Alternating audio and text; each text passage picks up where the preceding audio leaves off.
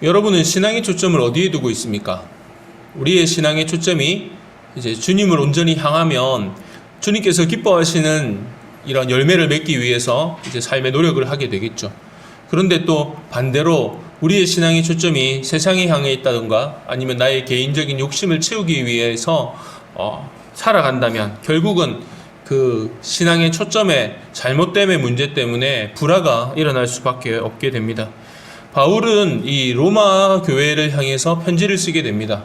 물론 가겠다라고 여러 번 약속을 하지만 참 어렵게 그의 선교 사역은 이 로마를 향하고는 있는데 로마 교회에 정말 아주 편안한 마음으로 로마를 방문할 수 있었던 것이 아니라 결국은 제일 마지막 3차 전도 여행을 마치고 이제 혹자들은 4차 전도 여행이라고 하는데 이 3차 전도 여행을 마치고 이제 잡혀서 이제 로마 황제에게 재판을 받기 위해서 로마를 향해서 가게 됩니다.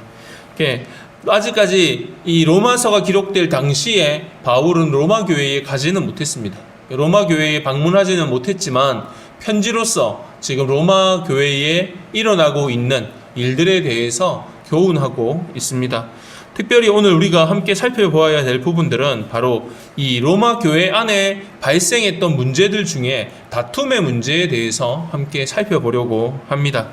특별히 우리가 함께 세워가야 할 우리 이음교회가 바로 주인 되신 예수 그리스도께서 보시기에 합당하고 건강한 교회가 되기 위해서 우리가 함께 오늘 로마서를 통해서 로마 교회의 모습을 통해서 우리가 한번 발견하고 또 이렇게 체크해 보아야 될 하나의 주제는 바로 양심의 자유에 대한 교훈입니다. 고기를 먹는 문제, 또 종교적으로 지키는 이 절일, 절기에 대해 어떤 날짜를 선택해야 되는가에 대한 이런 부분들 때문에 이 로마 교회 안에서는 다툼이 있었고 문제가 되기도 했습니다. 이때 바울은 뭐라고 말하냐? 바로 각자의 양심에 맡겨서 각자가 자유할 것이고 서로 비판하고 비평하지 말아라 라고 교훈하고 있습니다. 바울은 바로 이 양심의 자유의 문제를 가지고 형제들 간에 서로 싸우거나 서로 비판하거나 서로 이것을 가지고 문제 삼지 말아라 라고 이야기를 하고 있는 것이죠. 왜 그렇습니까? 바로 형제를 이 음식 문제 때문에 비판함으로 하나님의 일을 그르치게 하거나 하나님의 뜻을 허물어뜨리는 이런 오류를 범하지 말 것에 대해서 교훈하고 있는 것이죠. 그래서 오늘 읽었던 본문에도 나오는 말씀처럼 오히려 하나님의 나라는 먹는 것과 마시는 것이 아니라 무엇으로? 오직 성령 안에서 평강과 희락을 추구한다라고 말하고 있는 것입니다. 사랑하는 성도 여러분, 믿음이 연약한 자들을 받아주는 것이 교회가 아닐까요? 여러분, 믿음이 강할 것 같으면 내가 교회 공동체 안에 속하지 않으면서도 얼마든지 내 믿음을 키워서 구원에 이르기에 합당한 믿음을 만들 수 있다면 교회가 무슨 의미가 있겠습니까?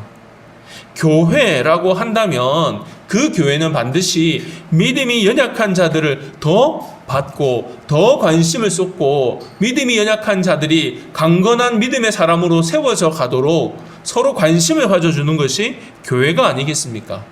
오늘 이 로마 교회에 발생하고 있는 문제들에 대해서 지금 바울이 교훈하고 있을 때에 바로 이 로마 교회의 가장 큰 문제 중에 하나가 바로 이 우상 숭배의 문제였습니다. 여러분, 우상 숭배하는 사실 로마라고 하는 제국 자체는 하나님을 모르는 사람들이었잖아요. 물론 시간이 지나고 난 뒤에 로마가 기독교를 국교화하게 되지만 이때 당시만 해도 로마에는 수많은 우상 숭배의 문제들이 있었습니다. 실제로 우상 숭배의 가장 큰 이 걸림돌 중에 하나가 뭐였냐면 바로 우상의 제물을 먹는 것에 대한 문제였어요. 이방 지역에서 언제나 우상의 제물은 사람들로 하여금 영양분을 공급할 수 있는 아주 좋은 루트가 됐어요. 실제로 당시에 이 이방 신들에 대해서 제사를 지내는 제사장들이 제사를 지낼 때 드려지는 고기를 대부분 3등분을 했다고 합니다. 3등분을 해서 사람들이 가지고 오는 제물을 3등분해서 바로 3분의 1은 제물로 태워드리고요. 또 3분의 1은 어떻게 합니까? 바치는 사람이 다시 가져가요. 그리고 나머지 3분의 1을 누구의 몫으로 주냐면 바로 그 제사를 집례했던 제사장의 몫으로 주었다고 합니다. 그런데 당시에 이 제사장의 몫으로 주었던 3분의 1의 고기가 바로 때때로 시장에 팔렸다는 거예요. 그래서 제사장들은 그 고기를 팔아서 자기는 돈을 취했지만 이 제물로 드려졌던 이 3분의 1의 고기가 시장에 유통되면서 오히려 싸게 공급되는 거예요. 일반적인 고기가 유통되는 비용보다 훨씬 저렴한 가격에 그것도 우상의 제물로 드렸으니까 상식적으로 질은 좋았을 거라는 거예요. 좋은 질의 양질의 고기가 저렴하게 팔려서 시장에서 팔려갈 때 여러분 그 시장에 팔리고 있는 이 고기가 누구에게 더 유익하고 바람직한 고기가 되겠습니까?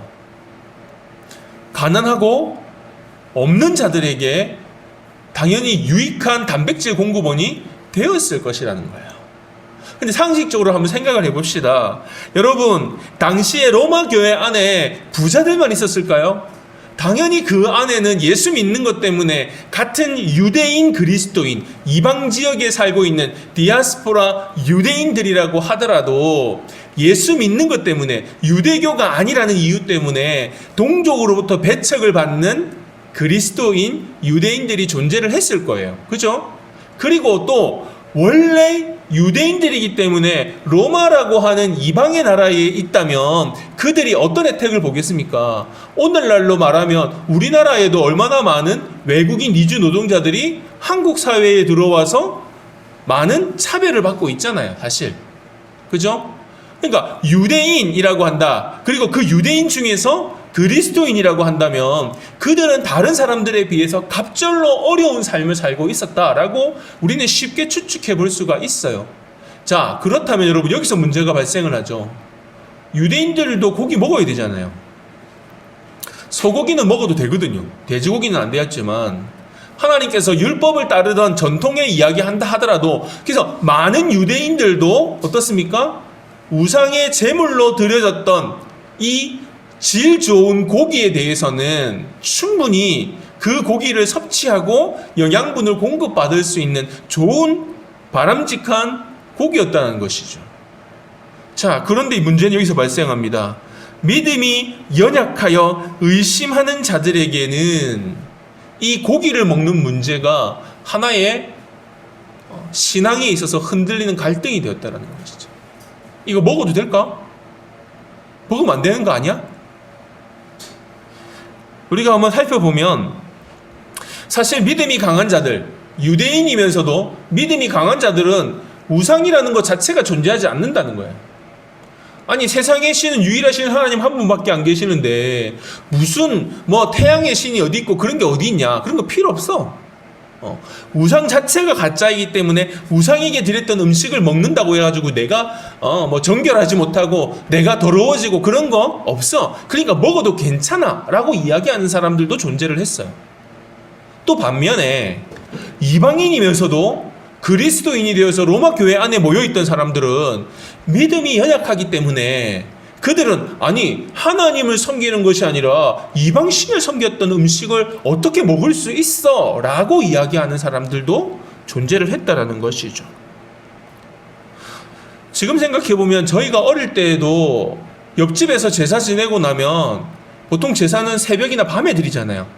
그러면은 그 음식 하기 전에 음식을 해놓고 그 다음날 제사 지내고 나서 이웃들하고 그 음식 나눠 먹는 거 혹시 여러분 경험해 보시지 않았나요?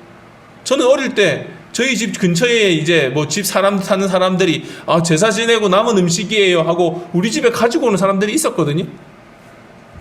그때 어른들도 이거 먹어도 되나? 우리는 예수 믿는 사람인데 이거 먹어도 되나? 이런 문제를 가지고 이야기하는 걸 들어본 적도 있는 것 같아요. 그런데 여러분 오늘 성경은 뭐라고 말씀하십니까? 우리 로마서 14장 3절 말씀을 같이 한번 읽어볼까요? 로마서 14장 3절 말씀 함께 읽어봅시다. 시작. 먹는 자는 먹지 않는 자를 업신 여기지 말고 먹지 않는 자는 먹는 자를 비판하지 말라. 이는 하나님이 그를 받으셨습니다. 여러분, 여기서 중요한 단어는 뭐냐면 하나님이 그를 받았다라는 거예요. 믿음이 크고 믿음이 작던 아니면은 이거를 먹었던 안 먹었던 간에 그게 중요한 게 아니라 중요한 기준은 뭐예요? 하나님이라는 거예요. 여러분, 하나님께서는 믿음이 강한 자들이나 믿음이 약한 자들이나 그 모습 그대로 받으신 줄 믿습니다. 믿음이 크기 때문에 받았고 믿음이 작으니까 야, 넌 믿음 더 키워서 와, 이렇게 말씀하시지 않는다라는 거예요. 자유롭게 고기를 먹는 자나 나는 그 고기가 정말 하나님께 드려진 게 아니라 우상에게 드려졌던 거기 때문에 나는 그냥 채소만 먹을래 라고 이야기하는 자나, 하나님은 누구나 다 그들을 어떻게 하신다고요? 인정하신다라는 거예요. 자, 여러분, 왜 하나님께서 그들을 인정하실까요? 이건 정확하게 하고 넘어가야 되겠죠. 나는 고기를 먹겠다, 자유롭게 먹겠다, 우상은 존재하지 않는다, 이방신은 없다, 오직 하나님 한 분밖에 없기 때문에 하나님이 만드신 고기니까, 하나님이 만드신 식물이니까 나는 그거 먹겠다 라고 이야기하는 사람이나, 아니 그거는 하나님께 드려진 것이 아니라 이방신에게 드려졌던 거기 때문에 나는 그런 잘못된 고기는 먹지 않고 나는 채소만 먹겠다 라고 하는 사람이나, 하나님은 다 받으신대요. 인정하신대요. 뭘 보고 인정하실까요? 이게 중요한 거예요. 여러분, 두 부류의 사람 다 하나님이 그들을 받으신 이유는 한 가지입니다. 먹는 자나 먹지 않는 자나 그 기준은 뭐였습니까? 하나님을 향한 사랑인 거예요. 내가 하나님을 사랑하기 때문에 나는 그 고기를 먹겠다라고 이야기하는 사람도 있고, 나는 하나님을 사랑하기 때문에 나는 그 고기를 먹지 않겠다라고 하는 사람들도 존재한다라는 거예요. 하나님께서는요, 우리가 무지해가지고 우리가 잘못 섬기고 잘못 이해하고 잘못 행하는 것 하나님 아신다는 거예요. 그런데 하나님이 보시는 건 뭐냐면요, 잘했나 못했나가 아니라 그 마음의 중심이 무엇인가를 보시겠다라는 거죠. 그러니까 우리가 사랑하는 마음으로 열심히 했는데 그 열심이 잘못될 수가 있다라는 거예요. 마치 아이가 아버지를 위해서 음식을 마련하는데, 아버지를 위해서 음식을 마련할 때 어떤 음식을 마련해야 됩니까? 먹을 수 있는 음식을 마련해야 되는데, 아이가 아버지를 위해서 맛있는 음식을 준비한다고 놀이터 가가지고 모래 받아가지고 속고 파는 거기다가 막 모래 맛있게 담아가지고 가지고 와서 아빠 이거는 밥이에요, 아빠 이거는 국이에요, 아빠 이거 반찬이에요, 그렇게 말하면 아버지가 어떻게 합니까? 이런, 너는 이게 먹을 수 있는 거라 생각해, 이렇게 말하는 아버지가 있나요? 만약에 그런 아버지 있다면 이게 정상적인 아버지가 아닌 거죠. 우리가 상식적으로 생각할 때 아이가 그렇게 소꿉장난하는 그 기구에 모래로 가지고 와가지고 밥이고 국이고 반찬이라고 이야기했을 때 우리 아버지들은 어떻게 합니까? 우리 누구가, 우리 라엘이가, 우리 의주가, 성주가 이렇게 맛있는 밥을 해왔네. 그러고 어떻게 합니까? 먹을 수는 없으니까 먹는 신용이라도 하잖아요. 맛있다, 맛있네, 칭찬해주고. 여러분, 그 이유가 뭡니까? 아버지가 비정상적인 사람이어서 모래가 진짜 맛있어서 그렇게 맛있다고 한 걸까요? 아니잖아요. 아버지가 그 아이의 중심을 알고 있으니까, 우리 아이가 나를 사랑하는구나, 나를 사랑해서 맛있는 음식을 대접하는구나 라는 것을 알기 때문에 어떻게 합니까? 받아주는 거잖아요. 바울은 이렇게 얘기합니다. 사나 죽으나 우리는 다 누구의 것입니까? 주의 것이라는 거예요. 그리고 이를 위해서 그리스도께서도 죽으셨다라는 것이죠. 다시 말해, 성도의 올바른 신앙의 자세는 어떻게 해야 됩니까? 하나님의 영광을 위해서 살아가는 것이 바로 우리의 올바른 신앙의 기준이 되어야 된다라고 하는 것이죠. 그러기 때문에 문제는 뭡니까? 그 지체, 하나님의 영광을 위해서 사나 죽으나 주를 위해서 하나님의 영광을 위해서 살아가는 지체들을 바라보는 우리의 시선이 어때야 됩니까? 함부로 판단하지 말라는 거예요. 함부로 판단하지 마라. 왜 그렇습니까? 주님께서 그를 벌써 뭐 하셨다고요? 의롭다라고 인정하셨다는 거예요. 아니, 예수님께서 그를 의롭다라고 인정하셨고 그 사람을 살리시려고 십자가에서 그 고초를 다 겪으셔가지고 구원하셨는데 우리가 그를 막 함부로 판단해가지고 안 의롭네, 쟤는 믿음이 어떻네, 쟤는 가짜 믿음인가 보네, 이렇게 이야기해버리면 한마디로 뭐 하는 겁니까? 이 월권행위잖아요. 그게 하나님께서 귀한 백성이라고 했는데 그걸 업신여기면 누구한테 도전하는 겁니까? 하나님한테 도전하는 거예요.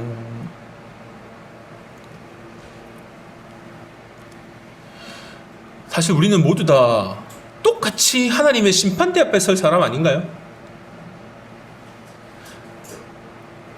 바울이 11절에서 이런 기록을 하고 있죠. 기록되었으되 주께서 이르시되 내가 살았노니 모든 무릎이 내게 꿇었을 것이요 모든 혀가 하나님께 자백하리라 하였느니라. 여기서 나오는 구절이 바로 이사야 45장 23절 말씀이거든요. 그러니까 지금 바울이 이사야서의 내용을 인용해가지고 이야기하는데 한마디로 말하면 뭐냐면요, 그때 심판의 때가 오면 모든 무릎, 모든 혀 이랬거든요. 이게 무슨 말일까요? 이방인들조차도, 그렇죠? 모든 사람이 다 어떻게 한다고요? 심판대 앞에 선다라는 거예요. 심지어 저 형제의 신앙이 뭐 올바르냐, 뭐 그르냐, 부족하냐, 온전하냐를 판단했던 그 사람조차도 똑같이 하나님의 심판대 앞에 무릎을 꿇을 수밖에 없다라고 이야기하고 있는 거예요. 그러니까 뭐 하지 말라는 겁니까? 함부로 판단하지 말라는 거예요. 두 번째, 여러분, 믿음의 생활은 어때야 될까요? 13절 말씀 우리 같이 한번 읽어봅시다. 13절입니다. 시작. 그런즉 우리가 다시는 서로 비판하지 말고 도리어 비딪힐 것이나 거칠 것을 형제 앞에 두지 아니하도록 주의하라 이랬어요. 그죠? 넘어질 수밖에 없는 걸림돌을 형제 앞에 두지 마라라고 이야기하고 있는 거예요. 실제로 예수님께서 마태복음 18장 6절에 뭐라고 말했습니까? 누구든지 나를 믿는 이 작은 자 중 하나를 실족하게 하면 차라리 연자맷돌을 그 목에 달고 바다에 빠뜨리는 것이 낫다는 거예요. 연자맷돌은 사람이 돌리는 맷돌이 아니거든요.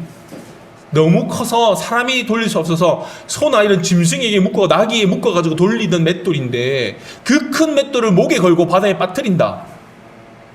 한마디로 전혀 구원의 그런 조건이 전혀 없는, 거의 불가능할, 살아나올 수 있는 가능성이 전혀 없게 하는 것만큼 중하다는 거예요. 뭐가? 이 작은 소자, 작은 자 하나를 실족해 만드는 것. 근데 여러분, 그 작은 자를 실족시키는 걸 누가 한다는 거예요? 마귀가 한다는 겁니까? 사탄이 한다는 겁니까? 여러분, 사실 이 구절 섬뜩하지 않나요? 물론 사람들은 자신만의 신념을 가지고 살아갑니다.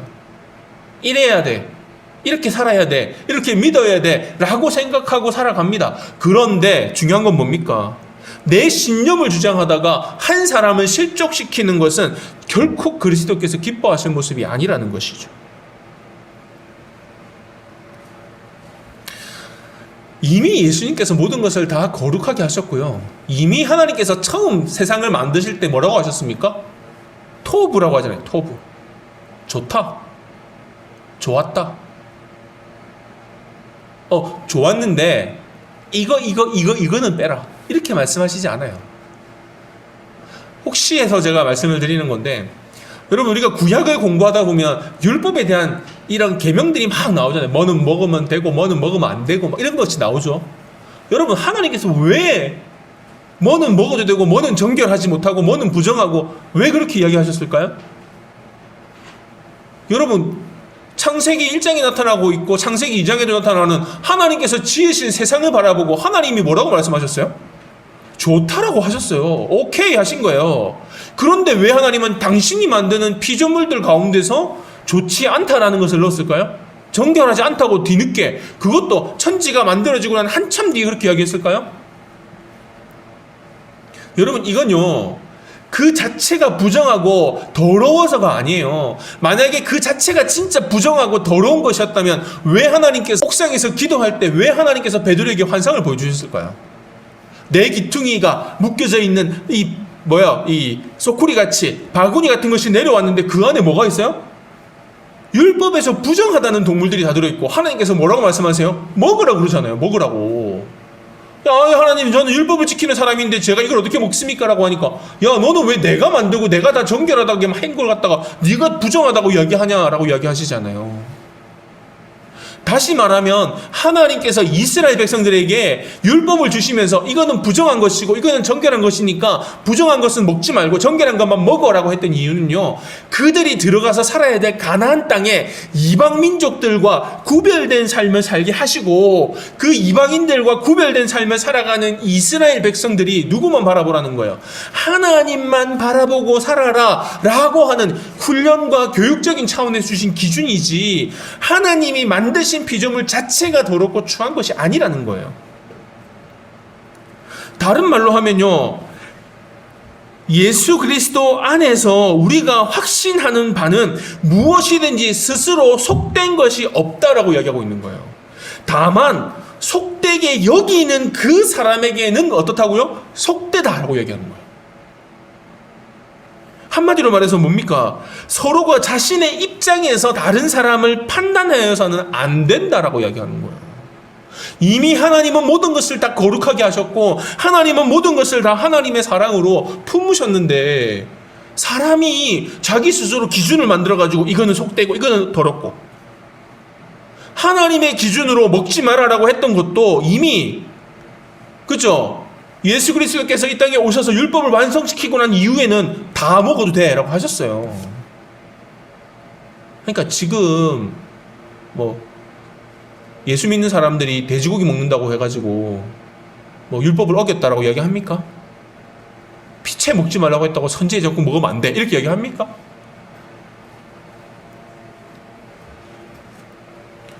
오늘 15절에 보면 우상 제물로 인해서 형제를 근심하게 하는 것은 사실 이건 아주 중요하지도 않은 문제를 가지고 가장 중요한 사랑의 법을 어기는, 어떻게 보면 가장 어리석은 행동이다라고 이야기하고 있는 거예요. 아니, 음식이 뭐가 중요하냐는 거예요. 그런 형식이 뭐가 중요하냐는 거야. 오히려 그것 때문에 형제가 근심하게 되면 네 사랑으로 행하지 아니함으로 인해서 예수 그리스도께서 대신 그 형제 때문에 그 형제를 살리려고 예수님께서 이미 그를 위해서 죽으셨는데, 그리고 그의 구원을 이루셨는데 음식 가지고 와가지고 그를 망하게 만드는 거예요. 그를 실족하게 만드는 거예요. 너 이거 먹었지? 너는 나쁜 놈이야. 너는 법을 어긴 놈이야. 아니, 예수님은 이미 그를 위해서 십자가에 죽기까지 하셔가지고 그를 구원하셨는데, 그를 의롭다고 하셨는데.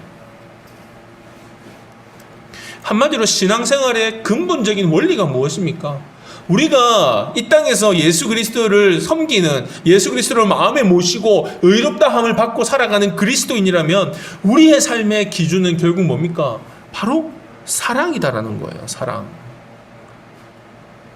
사랑하는 성도 여러분, 17절, 18절에 우리는 무엇을 알 수 있습니까? 하나님의 나라에 대해서 알 수 있습니다. 여러분, 하나님의 나라가 어디 있습니까? 저 위에 있나요?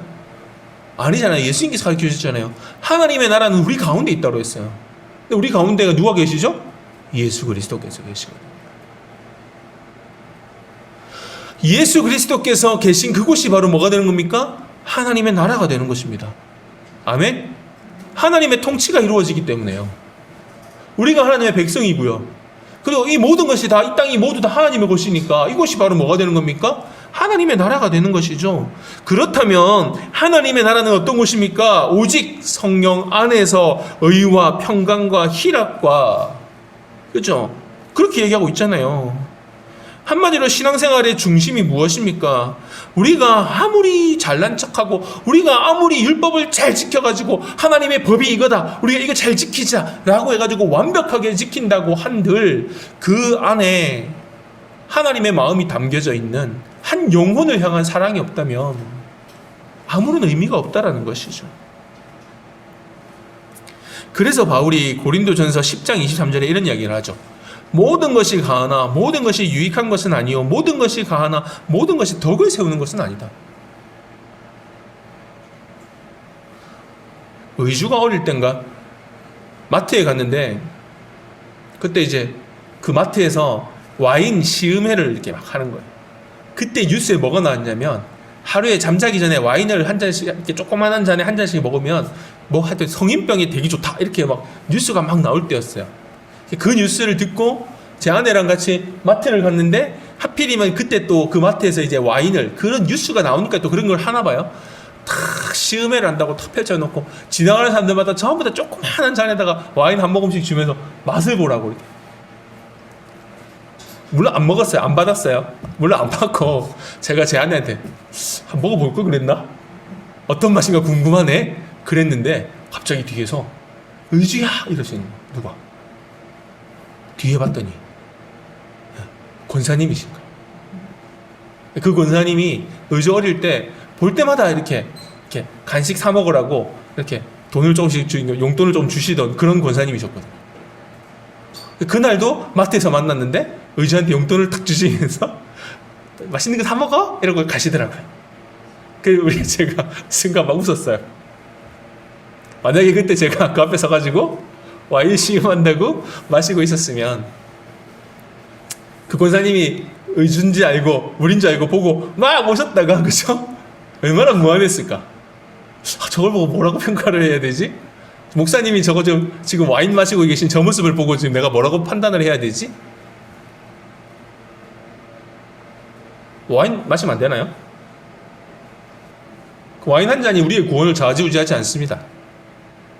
그 한 잔 때문에 우리의 신앙이 흔들릴 정도 수준이라면, 그죠? 근데 문제는 뭡니까? 그 모습을 보고 시험에 드는 사람이 있다면 어떻게 해야 되는 거야? 절제해야죠. 맥주 한 캔? 정말 무더울 때 TV 광고에서 맥주 한 잔 탁 해가지고 팍팍 보시고 시원하다 이렇게 이야기하면 나도 시원하고 싶어 이런 마음이 들 수 있겠죠.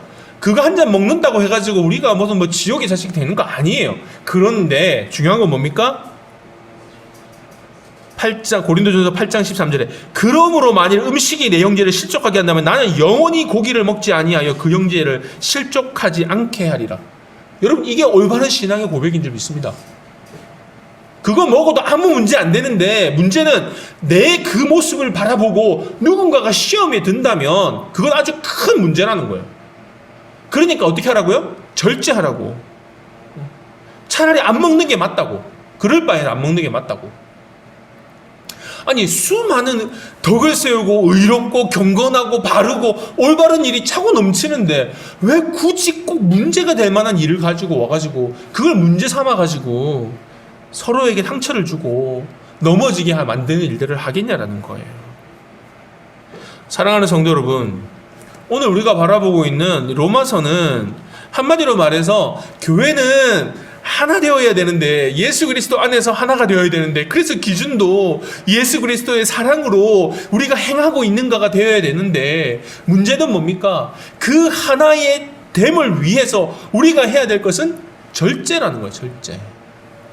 참고 인내하고 견디고 때로는 내가 누릴 수 있는 충분한 자유가 있음에도 불구하고 내가 그 자유를 내려놓을 수 있다면 그것이 바로 하나님께서 바라보시고 기뻐하실 하나님의 모습이다라고 하는 사실입니다. 죄 안 짓는 사람이 어디 있습니까? 문제 없는 사람이 어디 있어요? 목사도 하루에 12번씩 싸우는데 말씀에 좀 더 가까이 산다고 하는 저조차도 그러는데 세상 살아가면서 죄 안 지을 수 어디 있습니까? 근데 중요한 건 뭡니까? 죄를 지었다 안 지었다 해서 그치는 것이 아니라 그래서 어떻게 행동해야 되는가 성경은 그걸 이야기하잖아요. 그래서 우리가 예배를 할 때도 예배 드릴 때도 제일 먼저 순서가 뭡니까? 회개와 용서입니다. 예배 앞에 나오는 우리의 모습이 정말 하나님 앞에 회개해야 될 모습은 없는지 주님께 용서를 구하는 시간들이 반드시 필요하다라는 거예요. 그리고 그 다음이 뭡니까? 내가 먼저 하나님 앞에서 나의 죄를 용서하고 용서받고 딱 돌아서면서 내 눈에 제일 먼저 보이는 게 뭡니까? 형제 아닌가요? 내 옆에 앉아있는 자매가 아닌가요? 그러면 그 형제와 자매를 위해서 우리가 해야 될 것은 무엇입니까? 바로 그 속에 있는 예수 그리스도를 발견할 수 있는 눈이 있어야 된다는 것이죠. 우리 이음교회가 하나님께서 맡기신 사명을 감당하는 데 있어서 제일 중요하게 먼저 체크해야 될 것이 무엇입니까? 나는 지금 사랑의 눈으로 저 형제를 바라보고 있는가? 나는 지금 사랑의 눈으로 내 자매를 바라보고 있는가? 나는 사랑의 눈으로 주님께서 허락하신 이 교회를 바라보고 있는가? 나는 교회 공동체를 어떤 눈으로 바라보고 있는가라고 하는 거예요.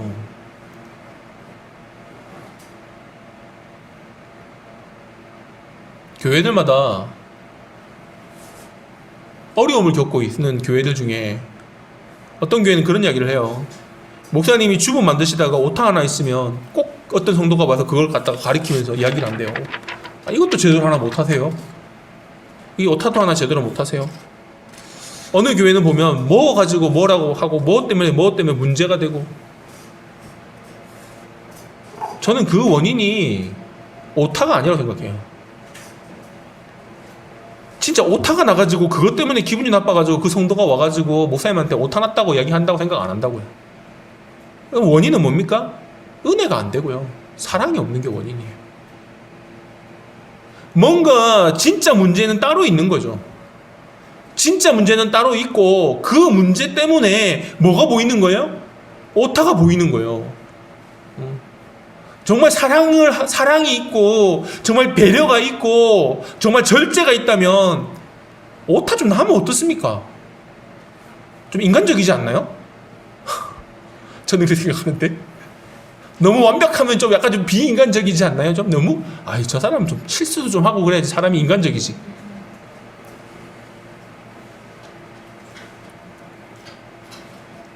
물론 이제 그 일이 한번 있어서 그 목사님이 저한테 그 이야기를 하시더라고요. 그래서 제가 그 목사님한테 해드렸던 이야기는, 목사님 제 경험에서는 그분은 지금 오타를 이야기하지만 오타가 원인이 아닐 것 같아요.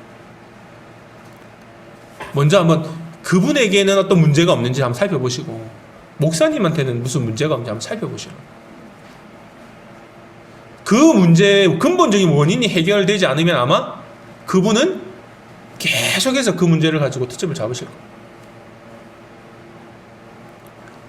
사랑은 모든 허다한 죄를 덮는다라고 성경은 이야기하고 있습니다. 왜 그렇습니까? 우리 예수님께서 죽기까지 하시면서 우리를 사랑하셨고, 사랑하셨기 때문에 생명을 주셨기 때문에, 그리고 세운 곳이 바로 교회이니까. 그죠? 그러니까 교회에서 사랑이 빠진다면 교회가 아닌 거예요. 말씀을 맺겠습니다. 우리가 이제 교회로서 시작하는 이 과정에서 점검해야 될 것 또한 바로 뭡니까? 사랑입니다. 내 안에 그리스도의 사랑으로 가득 차 있는가? 나는 그 사랑을 위해서 나의 자유 또한, 나의 권리 또한 제약할 수 있는가? 그리고 절제하고 있는가? 이웃을 위해서, 형제를 위해서 나는 과연 어떤 마음으로 그를 바라보고 있는가? 오늘 우리는 말씀을 통해서 한번 점검해 보아야 될 줄 믿습니다. 사랑하는 성도 여러분, 예수 그리스도께서 죄 없으신 몸으로 인간 가운데 오시고 그 인간들에게 하나님의 마음이 어떤 것인지, 하나님의 나라가 어떤 것인지, 바로 사랑이란 어떻게 하는 것인지를 실천해 보여주신 것이 바로 교회이고, 그 교회를 세우시기 위해서 자신의 생명을 우리에게 주셨습니다. 그리고 예수 그리스도로 말미암아 우리는 지금 이렇게 교회로 세워져 가고 있습니다. 결국 우리 모두는 예수 그리스도께 생명을 빚진 자가 된 것이죠. 그렇다면 용서 못할 자가 어디에 있겠습니까? 받아들이지 못할 사람이 어디에 있겠습니까? 저 오타 오늘 또 눈에 거슬리지만, 그렇죠? 예수 그리스도의 사랑으로 그것조차도 품을 수 있고, 나는 저 형제 저 옷 위에, 어깨 위에 있는 저 비듬, 왜 저 형제만 나타나면 저것만 보일까? 그거 좀 털고 오지. 차라리 비듬을 방지할 수 있는 샴푸를 하나 사주면서, 그죠? 선물로 하면서, 너 머리 비듬 있어 라고 이야기하기보다, 그죠? 그 사람을 먼저 사랑으로 품어줄 수 있는 우리 이음교회가 되시기를 주님의 이름으로 축복합니다.